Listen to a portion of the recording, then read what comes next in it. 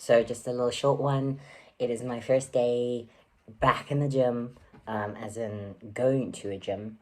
It is pissing with rain, um, dark and miserable. So I'm gonna get ready to cycle to gym. As I said in a previous video, it's about an 8 mile cycle, so 5 kilometers. But because it's on the road, it usually takes about 30 minutes. So the way there is really nice because a lot of it's downhill, so it's either flat, slight incline, and then some nice downhills. The way back absolutely sucks because all those obviously downhills going there are now uphills on the way back. So the fastest we've ever gotten to gym is about 24 minutes, and that was like green lights. I call them robots, you call them traffic lights. So green traffic lights, like all the way there, sweet, like solid fucking cycle there. The way back is no jokes, it's about 40 minutes simply because the hills are atrocious. Today I've got to take a different route on the way back, so it's probably going to take me an hour, so that I don't know how long that route takes in terms of distance, but it's probably going to be a minimum of probably 10, maybe 11 or even 12 miles, and usually takes me over an hour to get back that way. So lots of cycling today. That's my cardio. It's the only cardio I do. But it's awesome because obviously in South Africa I didn't get the opportunity to cycle much. So this is like, yay, cycling, even though it's pissing with rain. So I'll show you my awesome rain get up. It's sexy. It's a real sexy look. I'm gonna finish my coffee, get ready to head into the storm. Winter is coming, and we'll see how it goes. Catch you in a bit. This is my cycling look. It's awesome. Wish me luck. And we're back, and I am busy making meal prep for the week.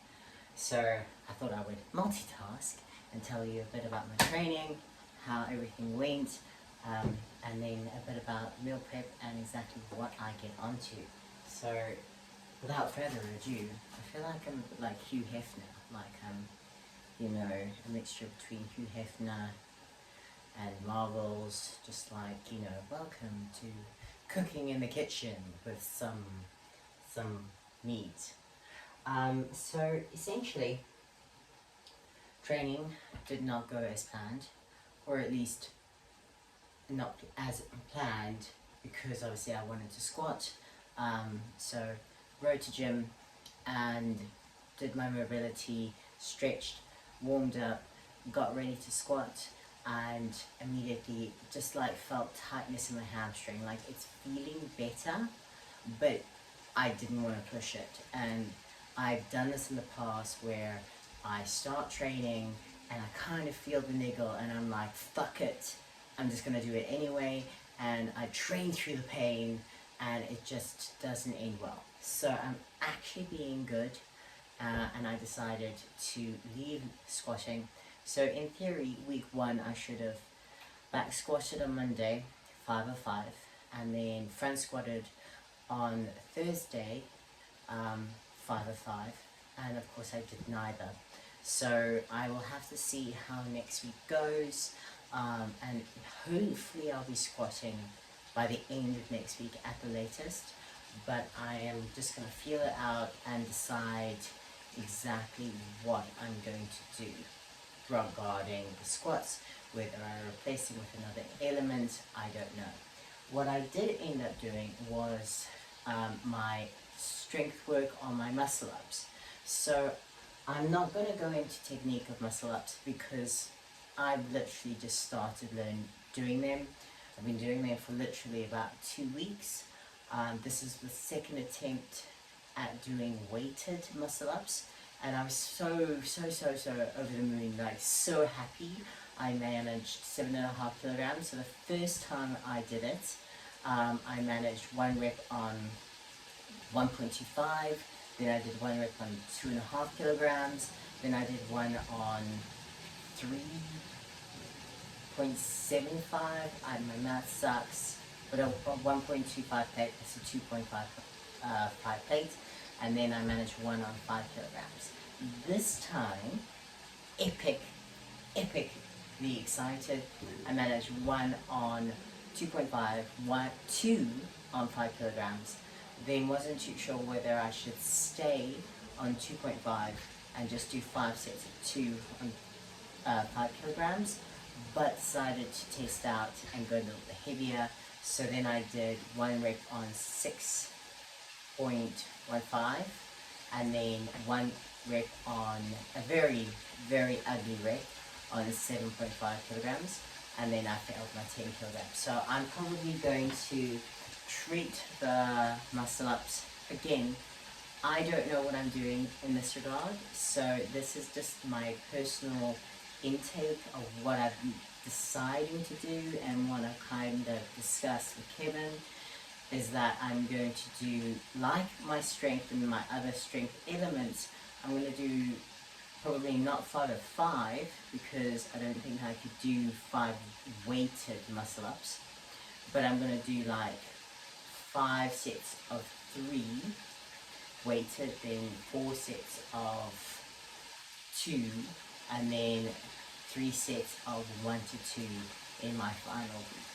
But this was week 1, and I ended up doing 5 sets of 3 to 4 body weight after I did the weighted ones, just to feel like I did a bit more than just, stretching and mobility at the gym.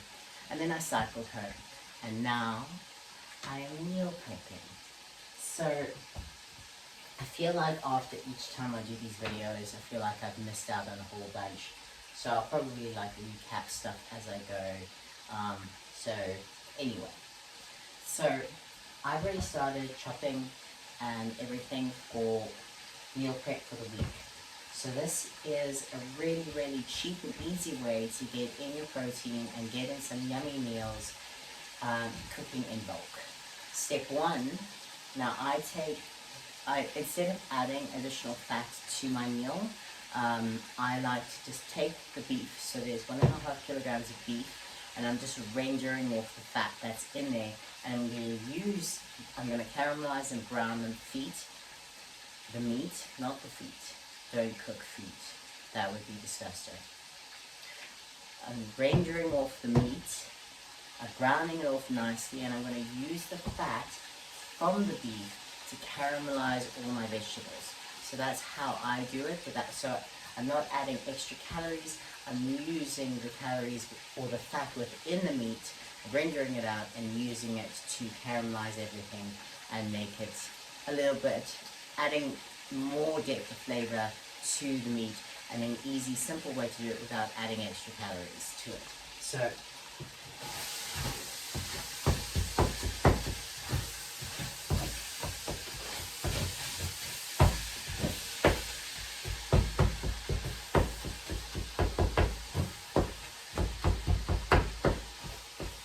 there's 1.5 kilograms of beef mince in there, and I'm going to add 1.5 kilograms of turkey mince in there. You can do just beef mince if you prefer. I like a ratio of beef mince and turkey mince because the turkey mince is slightly leaner, so it's not quite as dense in terms of fat. You can also do chicken mince. You can do all turkey mince. You can do all chicken mince.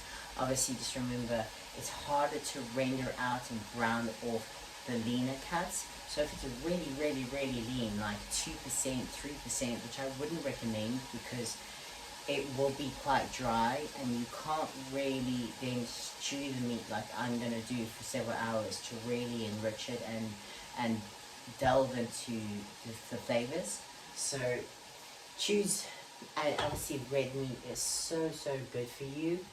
So if you're going to choose a meat, I would recommend at least putting in some beef. Okay, so that's 3 kilograms of meat in total. and that will make between 15 and 20 meals depending on how much protein you need per meal. This portions out to 14 meals of about, you're going to shoot me, I can't quite remember how much protein it is in it, but I think it's about 30 to 40 grams of protein per meal. But obviously do the calculations on the meat that you choose, divide it up into, so mass cook everything and then calculate, okay, how much protein do I need per meal, and then divide it out. So if you're just gonna take my word for it, and an easy way to do it, just take the meal once it's completely finished and divide it into 15 meals, and you've got 15 meals for the week. Smack bam, thank you ma'am. Okay?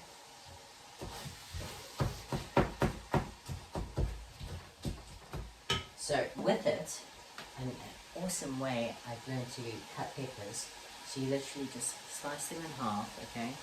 And look, the seeds just pops out. Shit. Look. It's amazing. The seed literally just pops out, no wastage. How smart is that? I just learned that in like a TikTok video or something.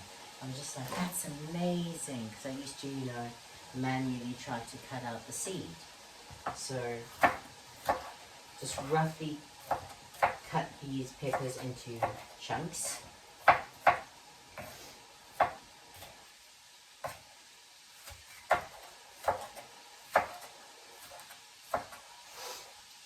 So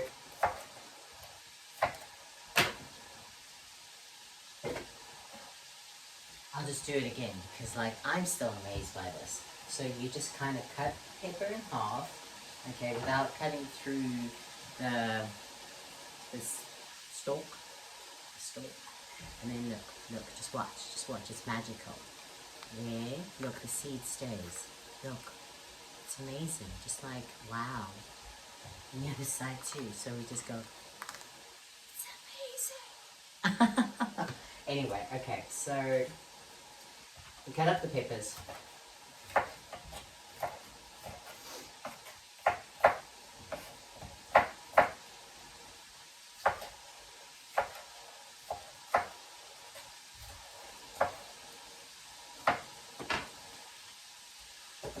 What I have already done previously, okay, so that's about 4 to 5 peppers, okay, so it's quite a bit of, it's a lot of vegetables, but remember, vegetables are not calorie dense, so get your fiber in, bulk up your meals with vegetables, you will have bigger meals with less calories, and you can fill up on the vegetables, don't be scared of vegetables. What I've already done is cut up onions, celery, and mushrooms. So the only vegetable that I have left is carrots. If you are into cooking at all, you'll know that the base, I don't know if it's the French or the Italian, but the base for most sauces and most stocks and whatnot is onions, celery, and carrots. So I always have that as my base, and then I just add other vegetables to flavor and thicken it and make it even more scrumptious deliciousness. So we've got the beef, it's still browning because it is a lot of beef, so it will take a while. Whack up the heat, get it nice and caramelized before you add your onions and your mushrooms and your celery.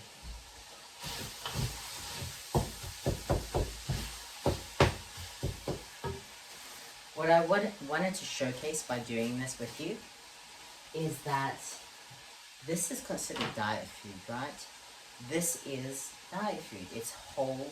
There's no additives. There's no crap added to it. It's literally just all the vegetables that you would like, all cooked in one pot. Simple and easy, flavoursome, and the problem is people have this misconception that diet food just needs to be like chicken and broccoli or fish and broccoli, and that is not the case. You can diet and you can lose weight eating delicious, flavorful food. The only downside is you have to meal prep it yourself. and that's where it becomes time consuming. And not really time consuming. I mean, you know, you could sit and you could watch an episode of something whilst you're doing this, you know, or you could just, you know, sacrifice. This meal prep probably takes about half an hour to do. If you're not talking like me during the process, probably like half an hour to 45 minutes at the max, and then it cooks for several hours. But then you have meals for several days. I mean, 15 meals. If you eat 2 a day, that's 7 days, 7.5 days of meals. Okay, I eat 5 to 6 meals per day, but if this is 2 of my meals, you know, then I've got my bake, which is 2 of my meals, so that's 4 meals already done. Easy, easy, easy, easy meal. I'll show you how to do the bake at some point as well, but this is an easy way to mass bulk deliciousness, cheap and effective. You know, and you're not feeling deprived, or at least I don't feel like I'm deprived when I'm having like a yummy stew. You know, you can add some toast, put it on toast. You can have it as like with some rice, depending on what flavor profiles you use. You could use it as like a bolognese. So I'm gonna like tell you how I finish this off, and then yeah. So you caramelize the meat, okay, till it's nice and brown. Then you'll add your celeries, your carrots, your onion, and your mushrooms, okay? You want to brown that off, all of that together, nice caramelized deliciousness, okay? When that is completely caramelized and browned off nicely, then you add, okay,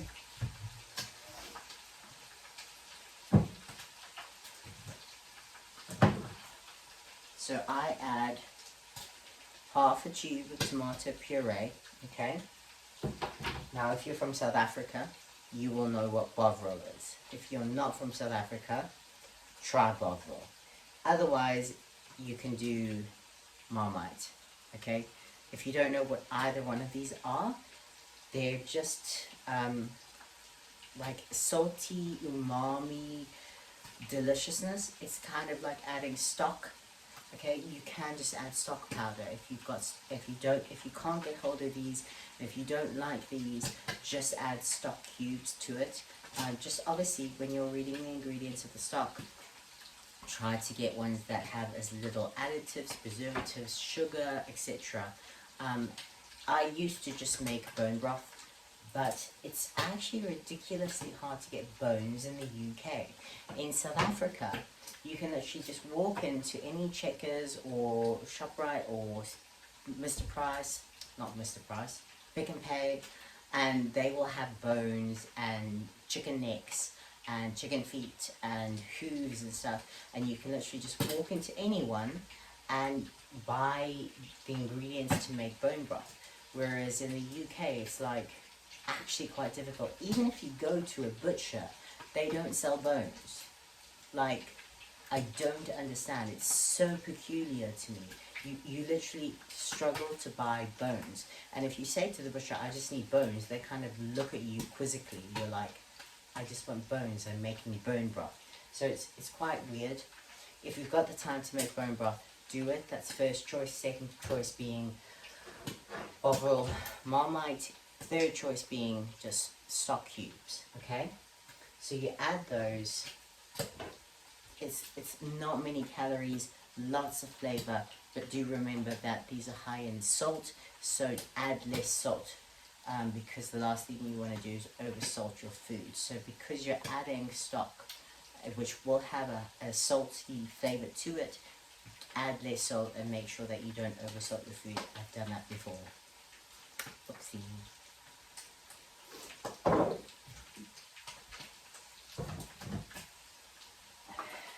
Oh, you can hear it starting to spit and fizzle, so it's browning off nicely. Then I add 2 cans of tomato. You don't have to add the cans of tomato. I like it because it adds a richness and a denseness to it.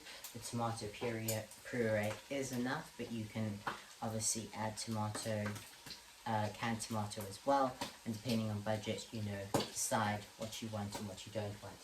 That is another thing. The vegetables are up to you. I would recommend getting celery, carrots and onion because it is the best base.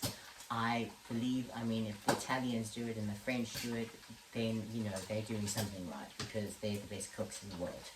So, it's browning up nicely. So I'll add these now. Still gotta cut up the onions, so I'll add the onions in a bit. Yeah, but peppers are actually one of the most expensive vegetables I've noticed. So if budget is an issue, just make sure you add in your celery, your carrots, and your onion, and that's perfect. You don't need to add mushrooms, you don't need to add peppers. I would recommend just tomato puree then, stock, and celery, carrots and onions, and that is perfect and a delicious base. Then the last thing that you do is you add your spices. Garlic, oregano, parsley, if you're wanting to do more of an Italian feel, like a bolognese. If you're going, like I often go more of a Lebanese route, so I add in cumin, and za'atar, and garlic, that is usually, and ginger, that's usually my base for a more of a Lebanese kind of thing. So decide what flavor compounds you would like to go with your base and just add those. Today I'm going to be adding garlic, cumin, za'atar and ginger, and add quite a bit to it. So once that's all nicely brown and caramelized, I add all the tomatoes, the spices, the herbs, and I literally crank the temperature right down so it's on like a simmer, and then I'll cook it for 4 to 5 hours. If it is quite a lean meat like turkey, you might not want to cook it for as long, but see how you're feeling, and then just cook it out, get the richness, the denseness, the flavor into that stew, and that's a nice way to add a depth of flavor to it without adding more calories. And that's what we want. We want to make it as flavoursome as possible while still, you know, not adding a smack load of calories to it. This is perfect. This is, you know, like, this is what I call diet food. And that's what people need to understand, is diet food doesn't need to be fucking fish and broccoli, okay? This is delicious, and this is also really cheap, really easy to prepare, and it's, you know, as I said, 7 meals, 7, 8, 9 meals for the week, done and done. Freeze half of them, okay? Because you cannot pack them and stick them in the fridge for 7 days. I would not recommend that. So freeze half of them and have the other half in the fridge, ready to go and grab as you need. I think that's it for now. I'll see if there's anything I need to add to this video, but for now, I'll see you in a bit.